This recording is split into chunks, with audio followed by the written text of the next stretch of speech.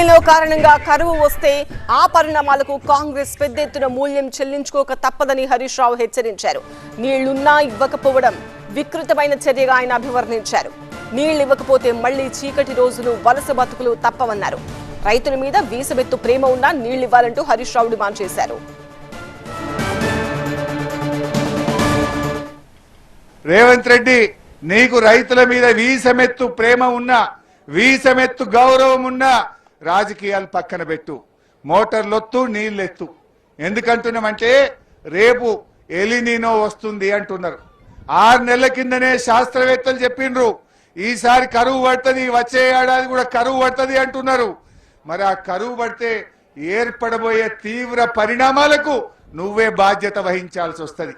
నీళ్లుండి ఎత్తకపోతే ఇది చాలా దారుణమైనటువంటిది, వికృతమైనటువంటి పని. కండ్ల ముందు నీళ్లు పోతుంటే కిందికి జార విడుస్తున్నావు, ఎత్తుతలేవు.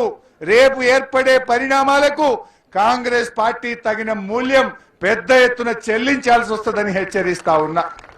రేపు చీకటిమయమైతుంది, కరెంట్ లేక, మంచినీళ్ళు లేక వలసలు పోతారు.